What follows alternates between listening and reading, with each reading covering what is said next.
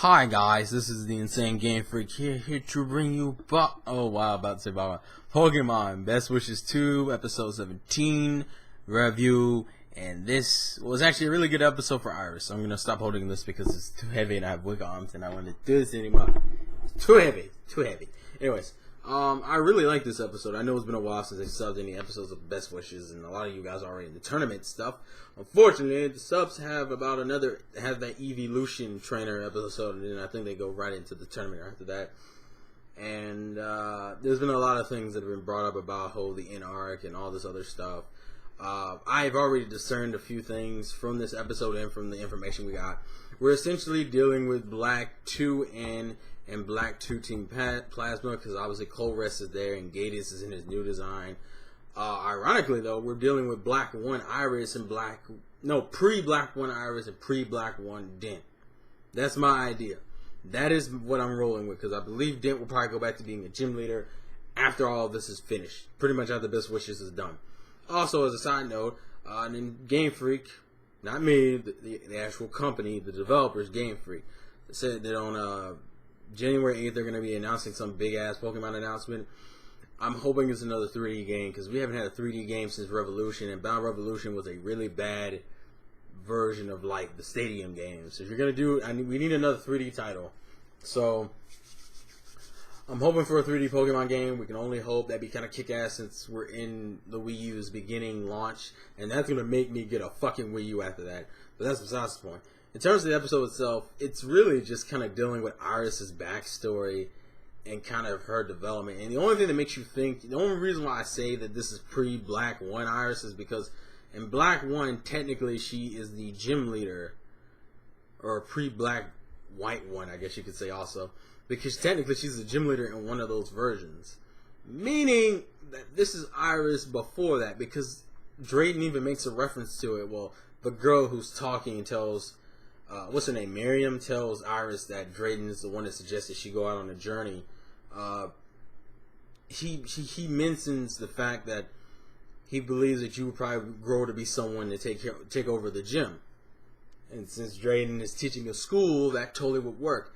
I actually do like this episode. I thought it was a really good episode for Iris' development. It's a lot better than I probably would say Dawn or Maze. It's probably better than Missy's in my opinion, because it's a development that had nothing to do with the family. Dawn's development had something to do with living up to her mother's expectations.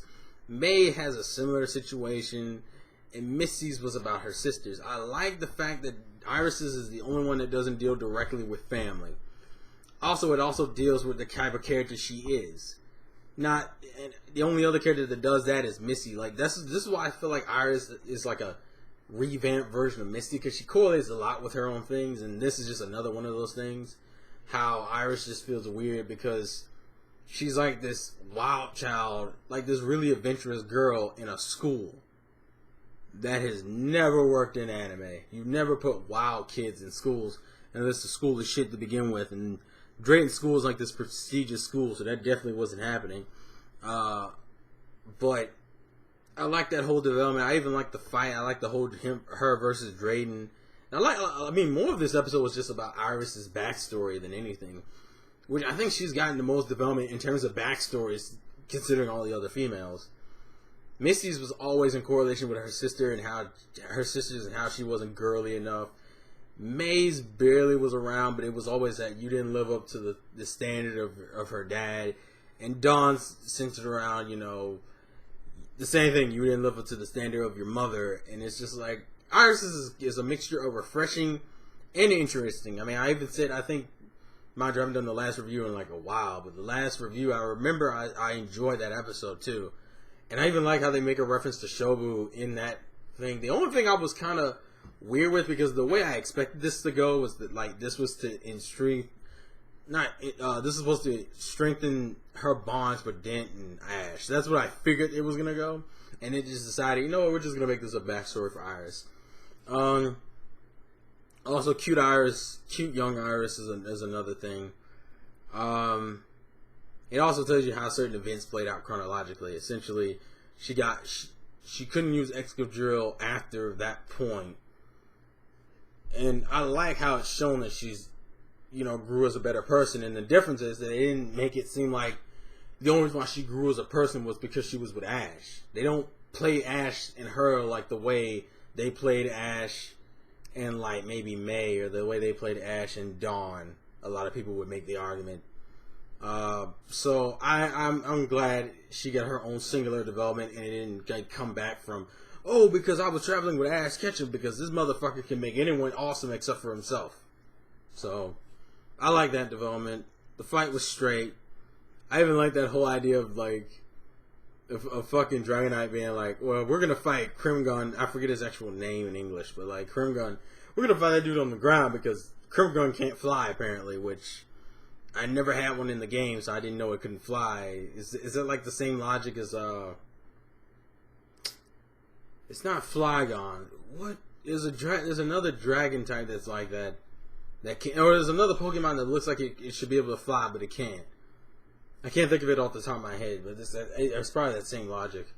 But overall, it was a good episode. I enjoyed it. And then the next episode is the Evolution Trainer episode, which I have no interest in whatsoever because I honestly think, and yeah, I honestly just kind of I don't know. I see what they're trying to do for Black and White, where they're trying to make all the rivals be big players in the league instead of having league matches like they've been doing in the last two regions, where these fucking characters we never met before, like the Darkrai trainer. It was like, who the fuck are you? Where'd you come from? They're trying to make Ash have a connection with every one of these characters, and I'm just kind of like, that works, but at the same time, when you don't develop the other ones, it makes this come off as a cop out. Like, the best we're gonna get with Trip, Bianca, and Stefan, which is funny because I don't want to make the joke, but we'll see. Well, I'll get to when they actually sub the league matches is when I'll actually talk about it in full. But in terms of this episode, it was fine. I enjoyed it. Thought it was a good backstory for Iris, and yeah, I'm kind of repeating myself, so I'm going to end it here. So this has been the Insane Game Free. Thank you guys for the support. Looking forward to more Pokemon reviews in 2013. And yeah, life's a game, play to win, gotta catch them all, and I will see you all later. Peace. Oh.